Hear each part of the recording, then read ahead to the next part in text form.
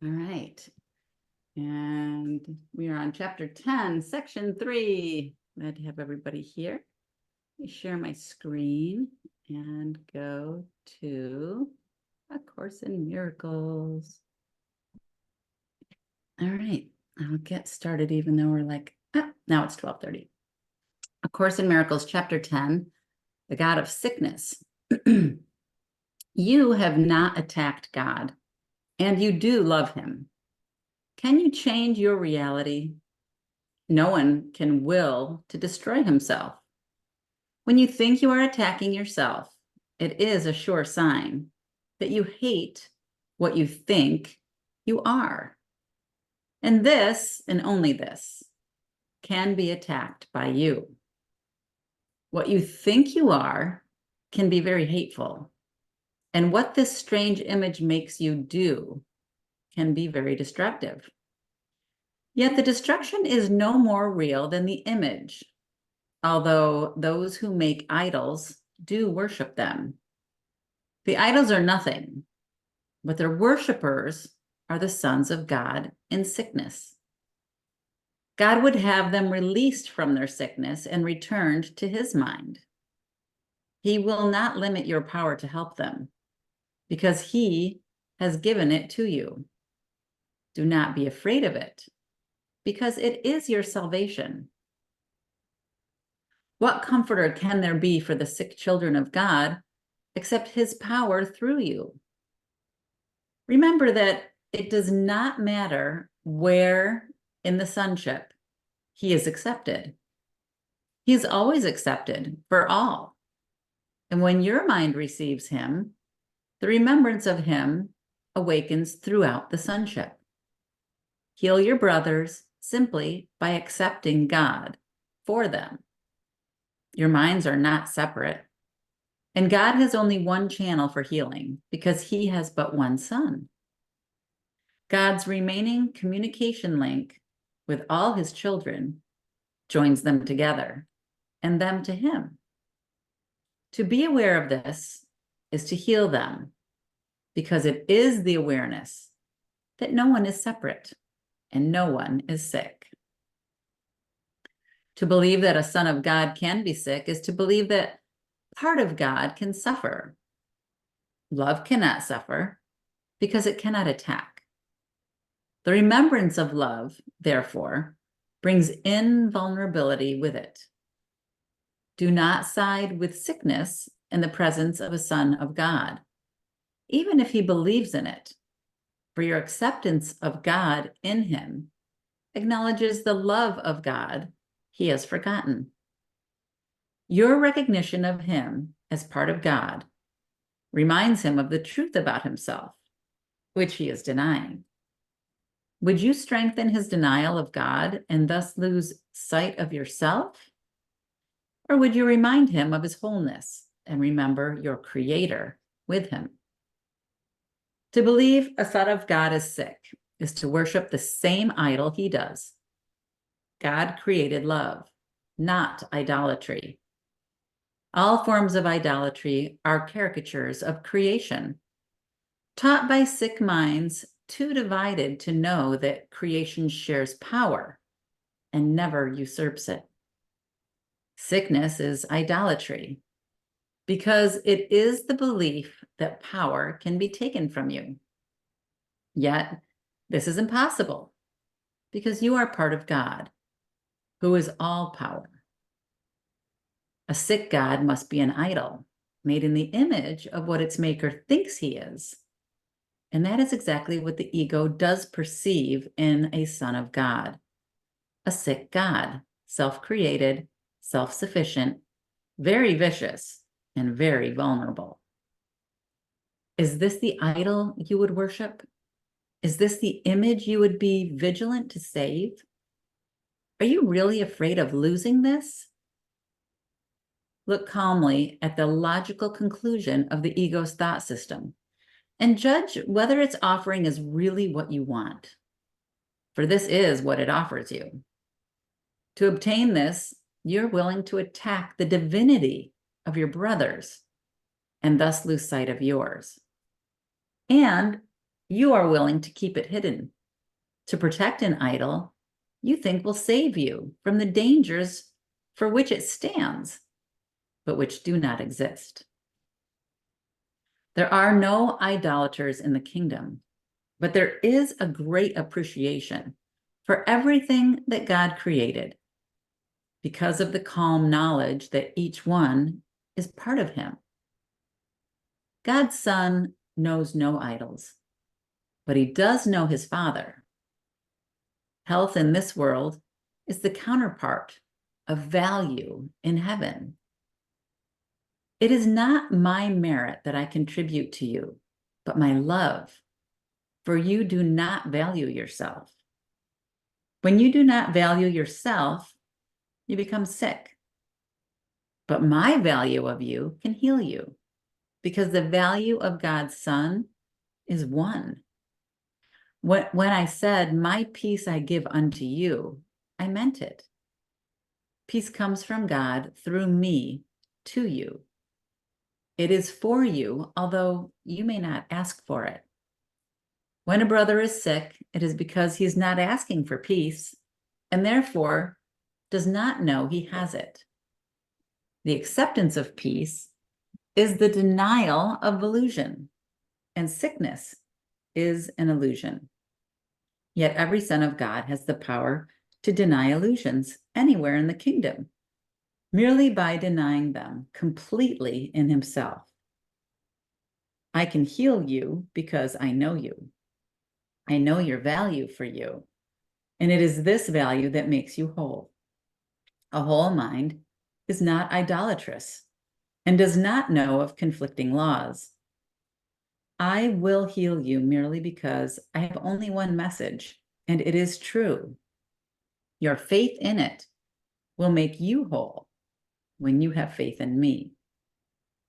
I do not bring God's message with deception, and you will learn this as you learn that you always receive as much as you accept.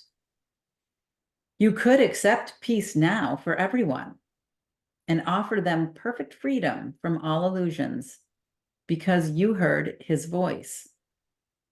But have no other gods before him, or you will not hear. God is not jealous of the gods you make, but you are. You would save them and serve them because you believe that they made you. You think they are your father because you are projecting onto them the fearful fact that you made them to replace God. Yet when they seem to speak to you, remember that nothing can replace God, and whatever replacements you have attempted are nothing. Very simply, then, you may believe you are afraid of nothingness, but you are really afraid of nothing. And in that awareness, you are healed. You will hear the God you listen to. You made the God of sickness, and by making him, you made yourself able to hear him. Yet you did not create him, because he is not the will of the Father. He is therefore not eternal, and will be unmade for you the instant you signify your willingness to accept only the eternal. God has but one Son. There is but one God. You share reality with him because reality is not divided. To accept other gods before him is to place other images before yourself. You do not realize how much you listen to your gods and how vigilant you are on their behalf. Yet they exist only because you honor them. Place honor where it is due, and peace will be yours. It is your inheritance from your real Father. You cannot make your father, and the father you made did not make you. Honor is not due to illusions, for to honor them is to honor nothing. Yet fear is not due them either, for nothing cannot be fearful. You have chosen to fear love because of its perfect harmlessness. And because of this fear, you've been willing to give up your own perfect helpfulness and your own perfect help. Only at the altar of God will you find peace. And this altar is in you because God put it there. His voice still calls you to return, and he will be heard when you place no other gods before him. You can give up the god of sickness for your brothers. In fact, you would have to do so if you give him up for yourself. For if you see the god of sickness anywhere, you have accepted him. And if you accept him, you will bow down and worship him, because he was made as God's replacement. He is the belief that you can choose which God is real. Although it is clear this has nothing to do with reality, it is equally clear that it has everything to do with reality as you perceive it.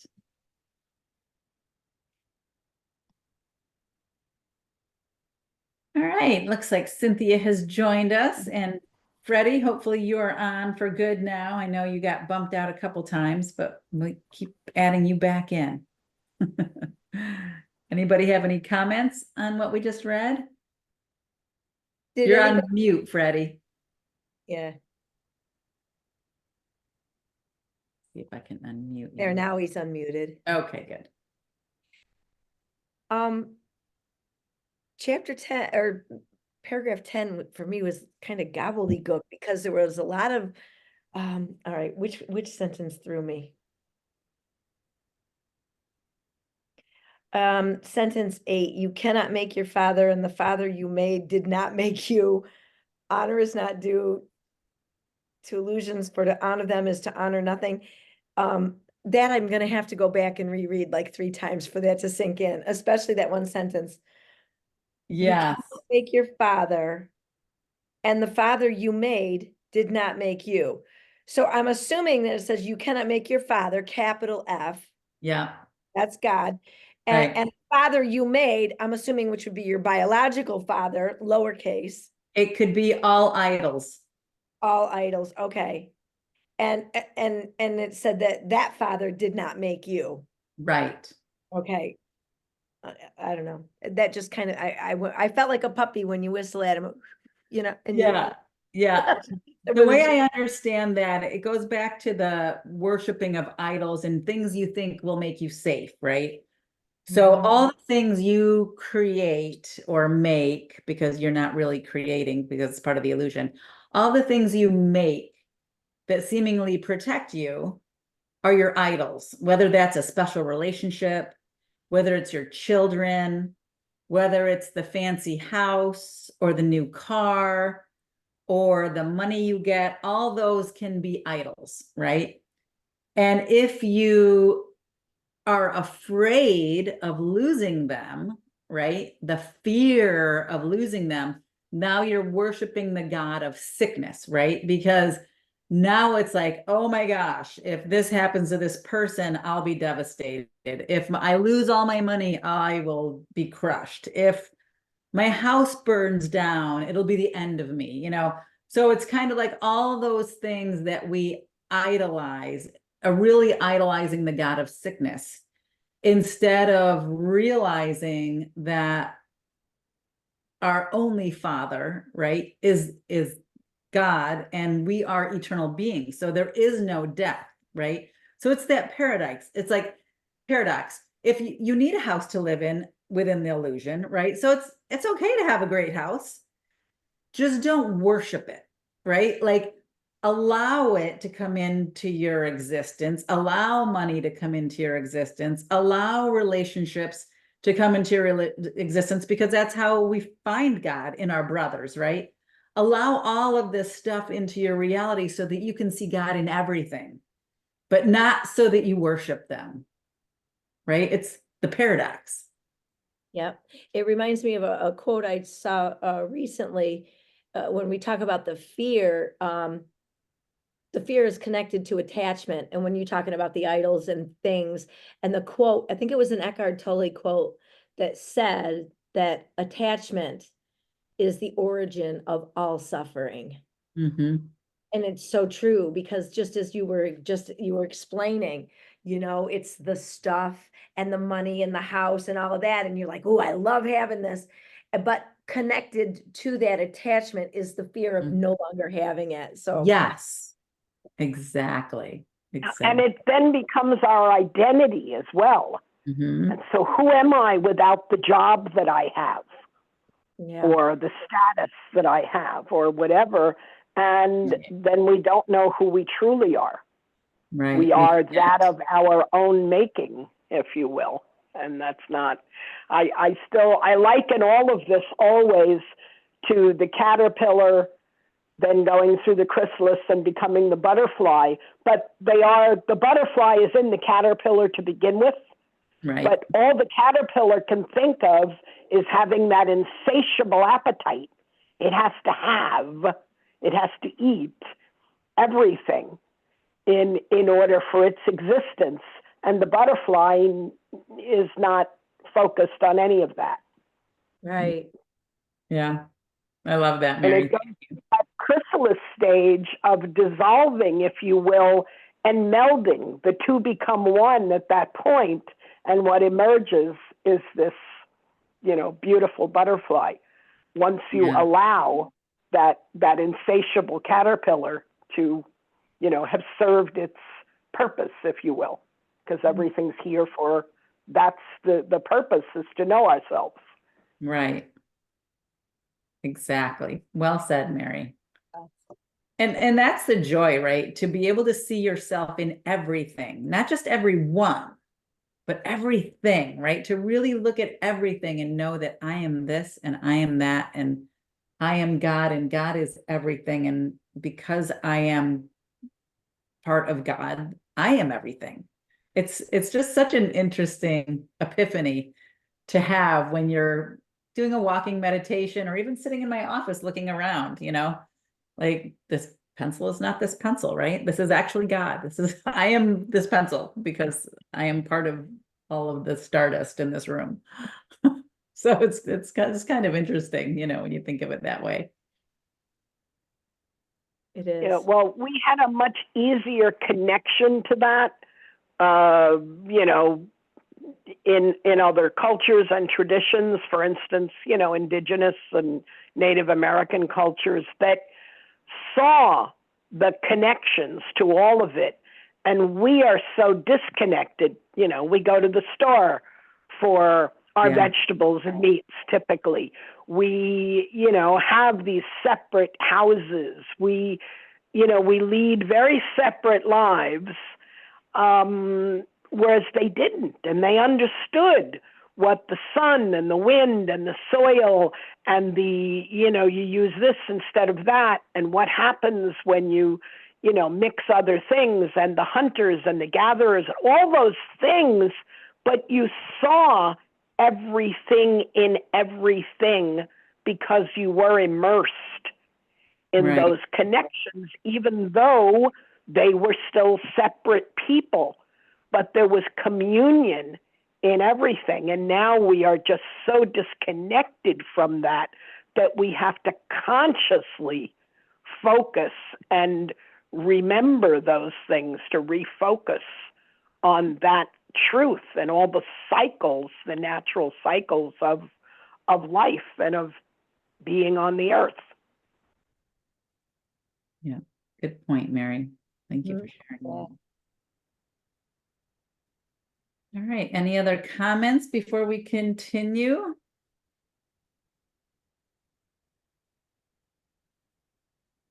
Good conversation. Let's keep going. The end of sickness.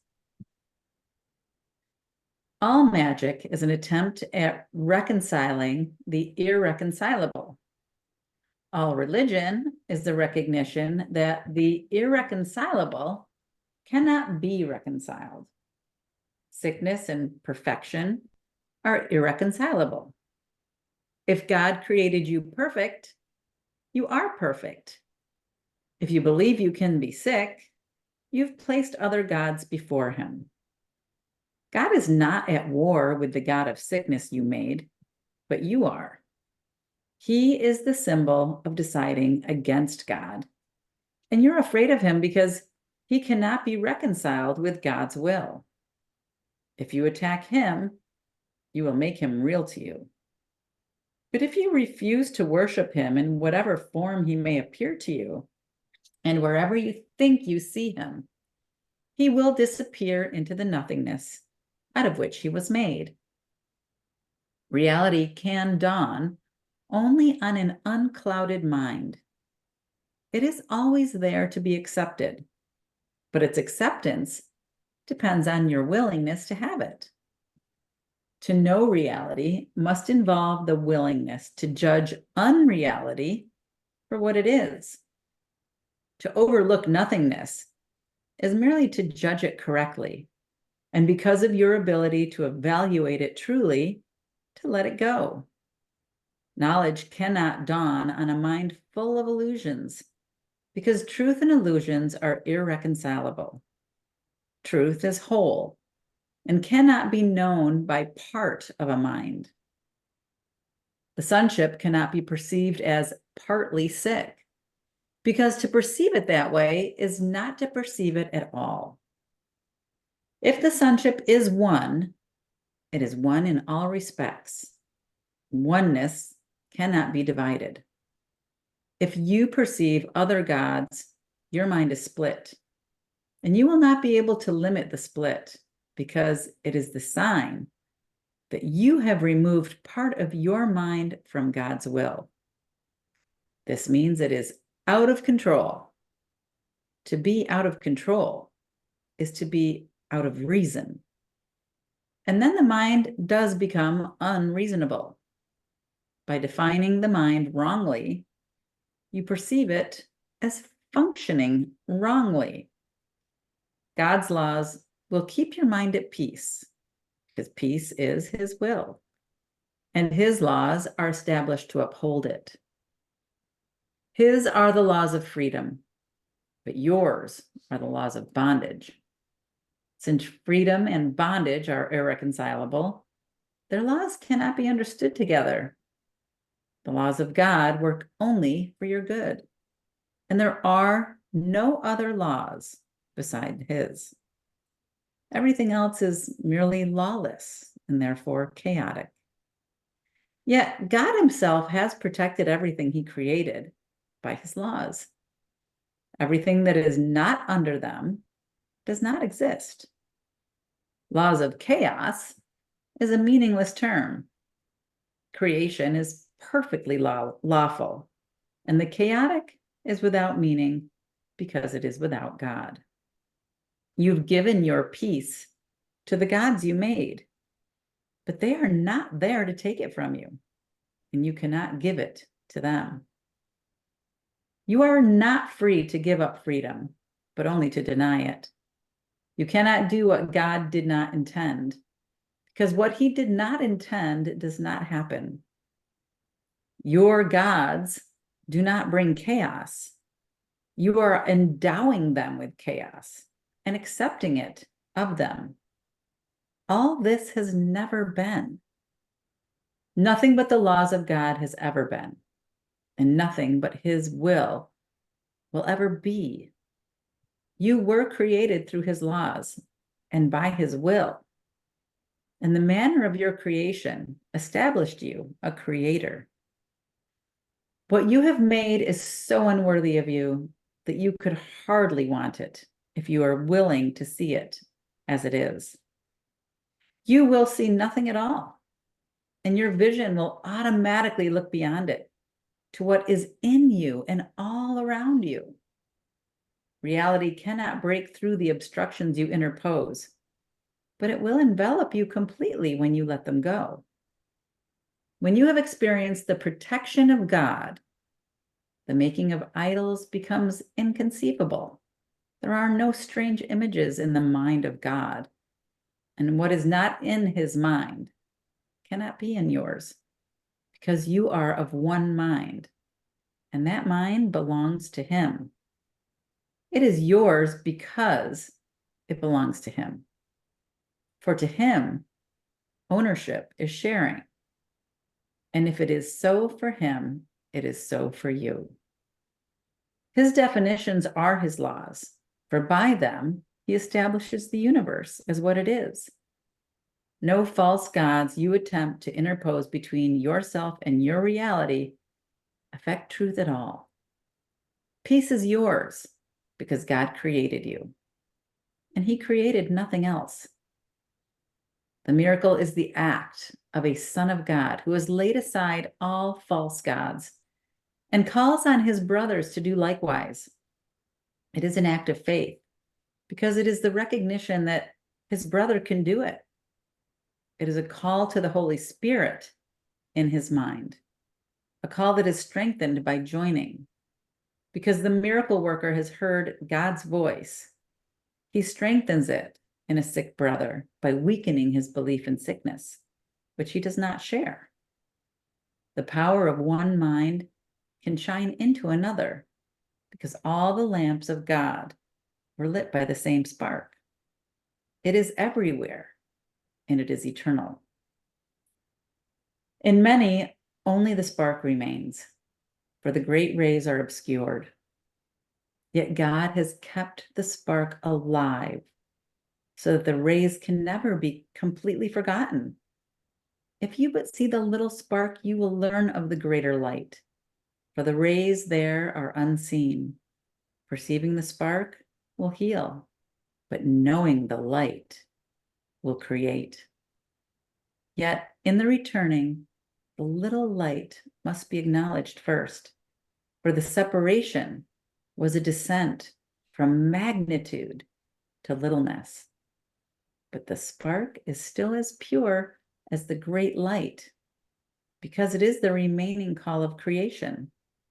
Put all your faith in it, and God himself will answer you. Oh, that so reminded me of my experience that I went through after my deep, deep, deep depression. And I felt that little spark inside of me. And I had never noticed it before, never even looked, never knew it was there. And it was only when I stopped looking out here for anything that I was like, oh, what's that? It was an inside job all along, right, Terry? It always is, right? But you have to let go of all the idols. You have to let go of all the attachments and all the needs and wants and all the stuff of the earth. Doesn't mean you can't have it. It just means you have to stop needing it. Right? Mhm. Wow.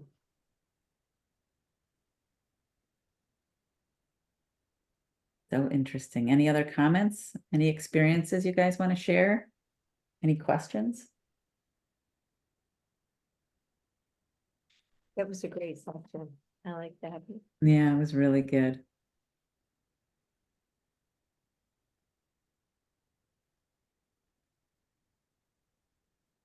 like all you need is the little willingness. Just like you said, just to see that spark and know that it's always there. Right. Kind of reminds me of that how you just we forget. We forget. And it's like life gets in the way and you just forget who you are. I And liked then, how oh, go then ahead. sometimes you have to then sometimes you have to fall down and get cracked open in order for the light to get back in. Right. I'm sorry, did I interrupt you, Mary? No, no, no. I was just going to say that I like how they were talking about the kingdom of heaven, right? And everything that we love, right, is in the kingdom. We just can't see it because we're still idling all these other gods that we created. And if we could just let go of that idol worship, we would see a different world, right? We think, well, how could I let go? There's famine, there's wars, people are dying, people are being killed.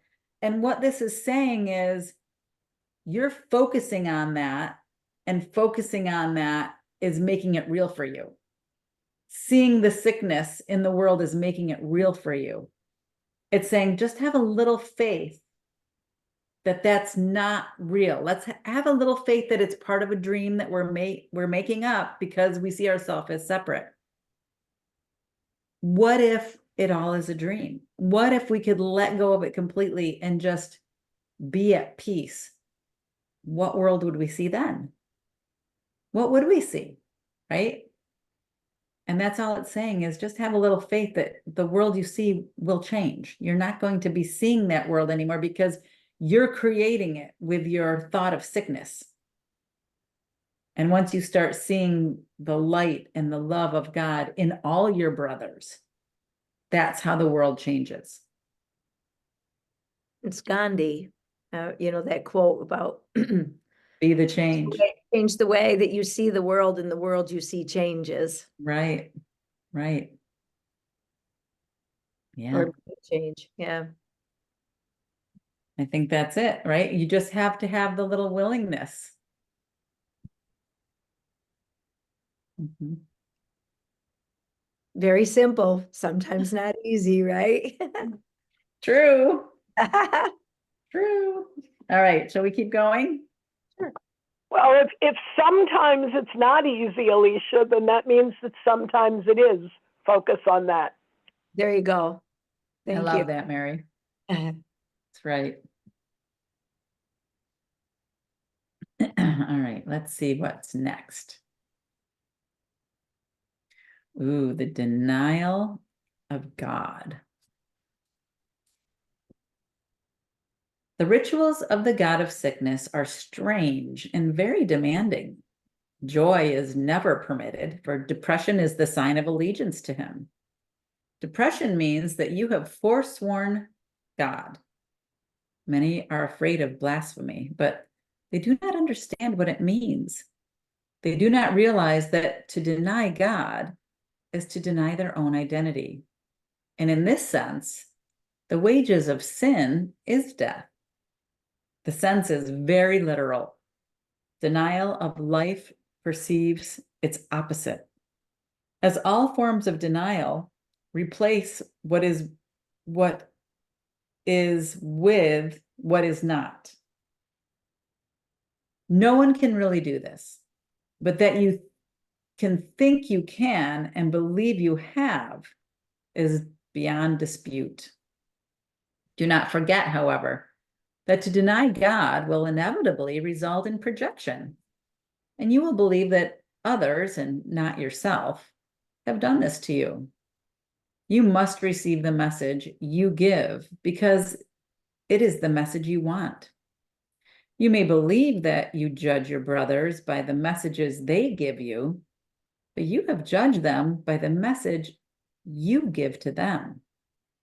Do not attribute your denial of joy to them, or you cannot see the spark in them that would bring joy to you. It is the denial of the spark that brings depression. For whenever you see your brothers without it, you are denying God. Allegiance to the denial of God is the ego's religion. The god of sickness obviously demands the denial of health because health is in direct opposition to its own survival. But consider what this means to you. Unless you are sick, you cannot keep the gods you made, for only in sickness could you possibly want them. Blasphemy, then, is self-destructive, not God-destructive. It means that you're willing not to know yourself in order to be sick. This is the offering your God demands, because having made him out of your insanity, he is an insane idea. He has many forms, but although he may seem to be many different things, he is but one idea: the denial of God. Sickness and death seemed to enter the mind of God's Son against his will. The attack on God made his son think he was fatherless. And out of his depression, he made the God of depression. This was his alternative to joy. because he would not accept the fact that although he was a creator, he had been created. Yet the Son is helpless without the Father, who alone is his help. I said before that of yourself you can do nothing, but you are not of yourself. If you were, what you have made would be true, and you could never escape. It is because you did not make yourself that you need be troubled over nothing. Your gods are nothing, because your Father did not create them. You cannot make creators who are unlike your Creator, any more than he could have created a son who was unlike him. If creating is sharing, it cannot create what is unlike itself. It can share only what it is. Depression is isolation, and so it could not have been created. Son of God, you have not sinned, but you have been much mistaken. Yet this can be corrected, and God will help you, knowing that you could not sin against him.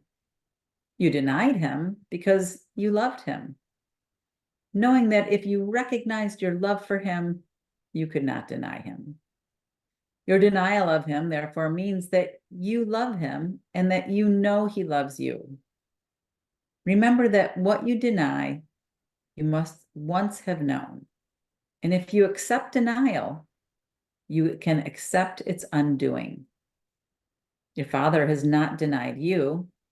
He does not retaliate, but he does call you to return. When you think he has not answered your call, you have not answered his. He calls to you from every part of the sonship because of his love for his Son. If you hear his message, he has answered you, and you will learn of him if you hear aright. The love of God is in everything he created, for his Son is everywhere. Look with peace upon your brothers, and God will come rushing into your heart in gratitude for your gift to him. Do not look to the God of sickness for healing, but only to the God of love, for healing is the acknowledgement of him. When you acknowledge him, you will know that he has never ceased to acknowledge you, and that in his acknowledgement of you lies your being. You are not sick, and you cannot die, but you can confuse yourself with things that do. Remember, though, that to do this is blasphemy, for it means that you are looking without love on God and his creation, from which he cannot be separated. Only the eternal can be loved, for love does not die. What is of God is his forever, and you are God. Would he allow himself to suffer? And would he offer his Son anything that is not acceptable to him?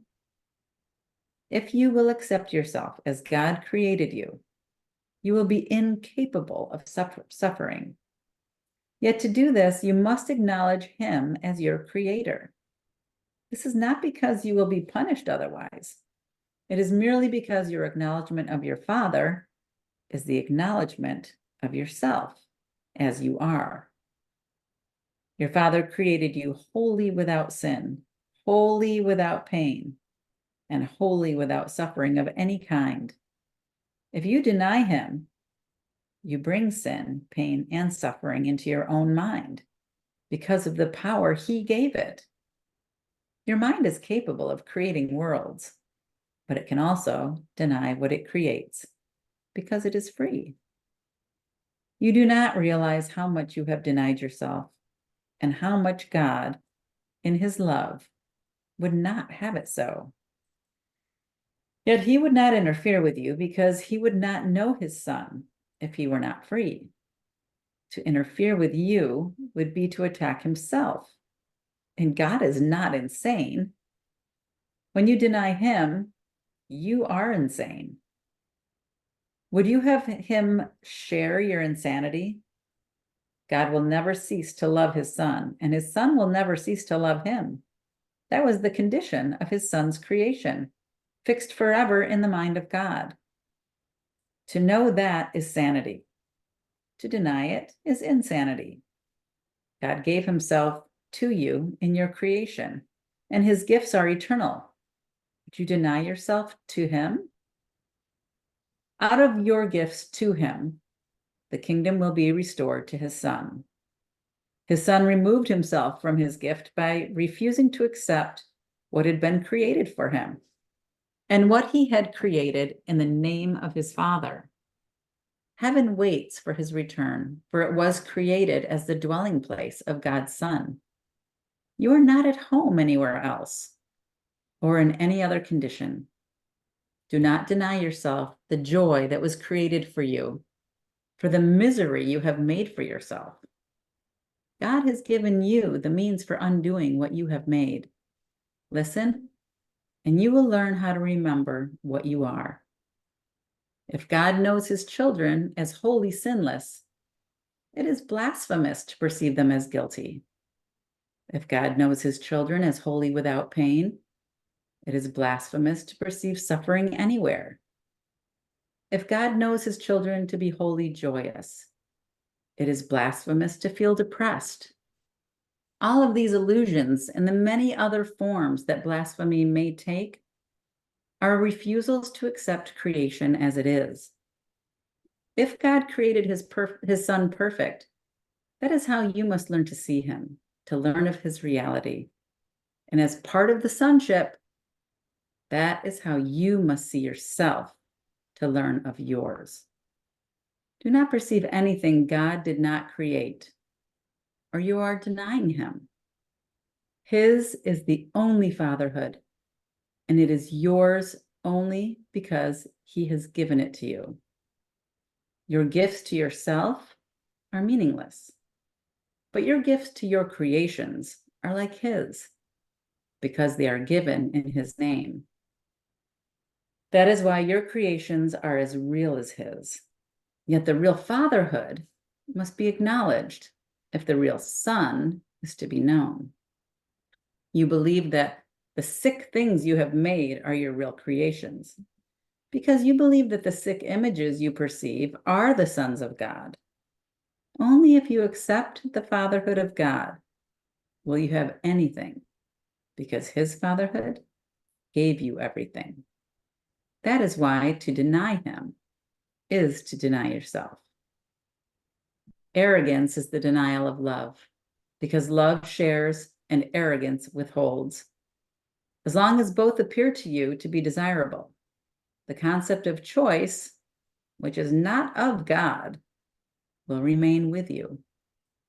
While this is not true in eternity, it is true in time, so that while time lasts in your mind, there will be choices. Time itself is your choice. If you would remember eternity, you must look only on the eternal. If you allow yourself to become preoccupied with the temporal, you're living in time. As always, your choice is determined by what you value. Time and eternity cannot both be real because they contradict each other. If you will accept only what is timeless as real, you will begin to understand eternity and make it yours.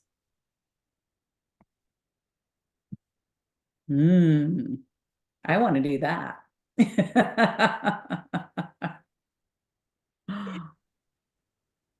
It's so interesting how, when you look at, say, your brother, right? Someone that you judge as wrong or not worthy or bad, you're actually looking at them without God, right? You're not seeing the God in them. Therefore, you're not seeing truly. And, according to what we just read, blasphemous, blasphemy. Blasphemy. Blasphemy. But it's interesting, right? When you put it that way, it's like, okay, so you can only see the spark in your brother if you are looking at him truly. You can only see the presence of God in him, right? Which is interesting. And it's interesting too, when we look at people when we're like, but that person looks sick and I want them to know that, I'm here to help them because I see that they're sick, right? which is what we have been trained to do, right? You have to help people who are sick. Oh, poor thing. Look at how awful their life is. And really the truth is, when I was in that dark place of depression, the person that helped pull me out refused to see me as depressed. And they said, I see you for what you are. I see the magnificence in you. And that's what started stoking that spark. That's what started kind of putting oxygen into that spark so I could finally see it. Because I couldn't see that in myself. Somebody else saw that in me and reminded me, right? They refused to see me as sick and depressed. They could have looked at me and said, I'm going to check you into a mental institute. You clearly are depressed. You need drugs. You need help. Instead, they said, I don't see that in you. I see all your worthiness. I see that. They didn't say I see the God in you, but that was the premise, right? And that helped me. That pulled me out of it.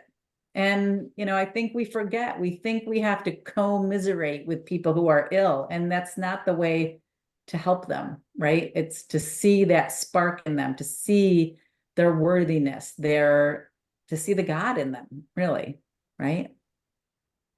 Being in healthcare, for me, that's, as I've learned more about the course, it's kind of hard.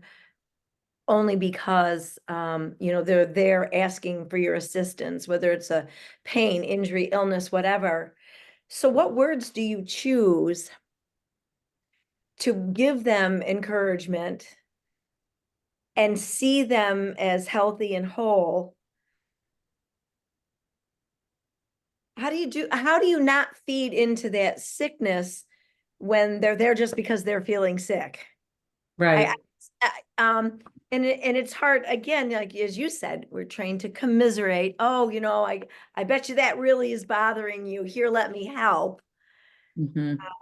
And I'm not, and I'm not sure how to navigate around that as a healthcare. Well, here's what the first thing that came to me is, we always try to fix, right? From the ego's perspective. And if Right. we can't see the God in them, there's someone who can help, right? So maybe at that moment, we ask for help. We give it to the Holy Spirit and say, please help me see the God, the spark, the wholeness, the health in this person. Help me see this in this person. And maybe words aren't the way to convey it, right? Maybe it's just an energetic way to see them as perfectly whole and perfectly healthy. And maybe there's an opportunity to say something, but again, I think it's one of those things where when you allow source energy to come through you, you'll know what to say. And it goes back to that, tell me what to say, what to do, and to whom, right? It's that prayer of that. And maybe that's the key before you go into that space, or while you're there, just continue, like, make it a mantra. Well, I forget that we have 24/7 access to the Holy Spirit. Right.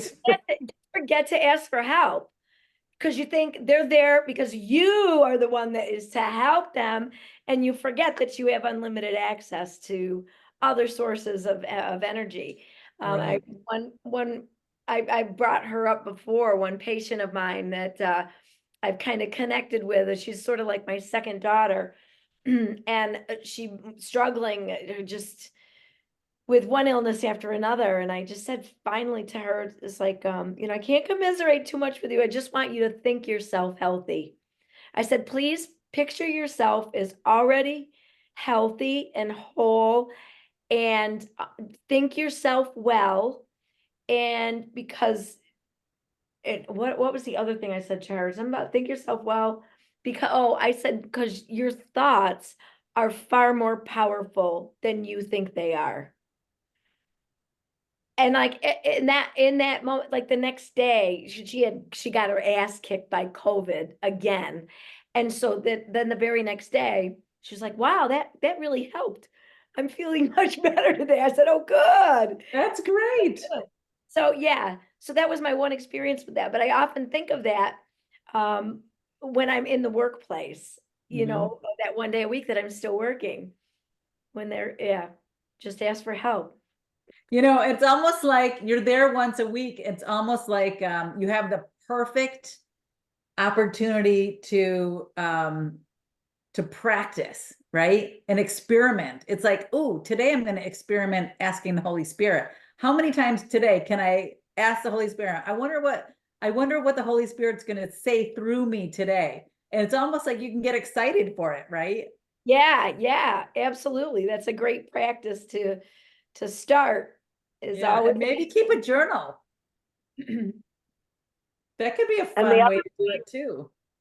like, how are we defining sickness and our role as helper? If our role as helper is just to be a vessel, and if sickness is the separation of that which was whole, then we can just be a bridge for that connection.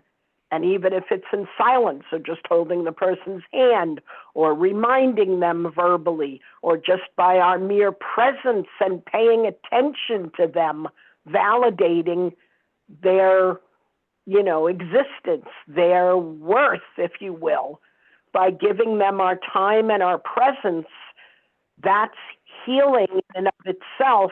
It does not have to cure, because curing is part of our experience here, but the true healing is in the connection. So again, what do words mean to us, and how do we then interpret them, believe them, and act upon them? Mm-hmm. Yeah, great point, Mary.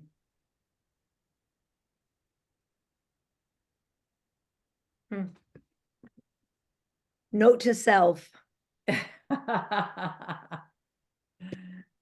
Any other comments about what we just read? We finished that chapter. We did. We still have 9 minutes. I think there's enough time to read the introduction to chapter 11, but I just didn't want to rush ahead if anybody had any comments about the idols of sickness. We're all good. All right. Cynthia, you talk too much. I was just going to say that. I get that a lot. Well, I'm a very good listener. Yeah, that's good though. That's good. All right. Anybody have anything they want to add, or should we read the introduction to chapter 11? go ahead. All right, here we go. Chapter 11, God or the Ego? Introduction. Either God or the ego is insane. If you will examine the evidence on both sides fairly, you will realize this must be true. Neither God nor the ego proposes a partial thought system. Each is internally consistent, but they are diametrically opposed in all respects, so that partial allegiance is impossible. Remember, too, that their results are as different as their foundations, and their fundamentally irreconcilable natures cannot be reconciled by vacillations between them. Nothing alive is fatherless, for life is creation. Therefore, your decision is always an answer to the question, who is my father? And you will be faithful to the father you choose. Yet, what would you say to someone who believed this question really involves conflict? If you made the ego, how can the ego have made you? The authority problem is still the only source of conflict, because the ego was made out of the wish of God's Son to father him. The ego, then, is nothing more than a delusional system in which you made your own father. Make no mistakes about this. It sounds insane when it's stated with perfect honesty, but the ego never looks on what it does with perfect honesty. Yet that is its insane premise, which is carefully hidden in the dark cornerstone of its thought system. And either the ego which you made is your father, or its whole thought system will not stand. You make it by projection, but God creates by extension.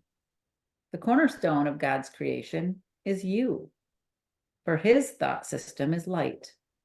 Remember the rays that are there unseen. The more you approach the center of his thought system, the clearer the light becomes. The closer you come to the foundation of the ego's thought system, the darker and more obscure becomes the way. Yet even the little spark in your mind is enough to lighten it. Bring this light fearlessly with you and bravely hold it up to the foundation of the ego's thought system. Be willing to judge it with perfect honesty. Open the dark cornerstone of terror on which it rests and bring it out into the light. There you will see that it rested on meaninglessness and that everything of which you have been afraid was based on nothing. My brother, you are part of God and part of me. When you have at last looked at the ego's foundation without shrinking, you will also have looked upon ours. I come to you from our Father to offer you everything again. Do not refuse it in order to keep a dark cornerstone hidden, for its projection will not save you. I give you the lamp, and I will go with you. You will not take this journey alone. I will lead you to your true Father, who hath need of you, as I have. Will you not answer the call of love with joy? That sounds nice. I want to do that. Yeah. It really is amazing how much better, in general, for me, my experience is you peel away those layers and all the egoic thought and need and all of that stuff, like how you get to the core of your being. I'm a much happier person. All the time, especially now, it's been quite a process, Mhm. but that recognition, like, because the ego is so judgmental. We sit in judgment of things. It's the same thing with it's good or it's bad, or it's this or it's that, and Yeah. why can't it just be? And so when you lose that ego space of judgment, everything looks better. Right. And it's true, right? Because as soon as you get into the minutia of the ego, right, it just feels yucky. It Like you get does. this pit in your stomach when you are like in that place of judgment or looking at someone from a negative perspective, right? It gets darker and cloudier and confusing. And I don't know why they would do this. I don't know why this is happening to me, and that's all part of that ego. But then when you look at the light, right, it becomes, I can breathe. I feel free. I feel limitless. And it has nothing to do with type of house you live in, how much money you have. It's just a thought, right? It's just where your mind is aligned. It's fascinating how sometimes you have to dive into the abyss and and hit a low point in order for you to realize, it's the Yeah, same thing with Helen Schuckman. There has to be a better way. There, right. there has to be another way to look at this. And I was talking with a friend this morning about this, that our sometimes our hardest and our best lessons all wrapped into one are when we are in our darkest space. So there's value in everything. Right. You Yeah, just sure. it's hard to see it. It is. It's like that saying, if you're going through hell, keep going. Yeah. Yes, exactly. Oh, yeah. Well, this was good conversation. I really enjoyed this. Very good. Great way to start the week. Anybody have any closing comments? No. Okay. Thank you, Terry. You're Yeah, welcome. Thank thank you, you. everyone, for coming and joining, and wonderful conversation today. And hopefully I'll see you guys next week. All right. Thank you, everyone. Bye-bye. Thanks, guys. Bye. Bye.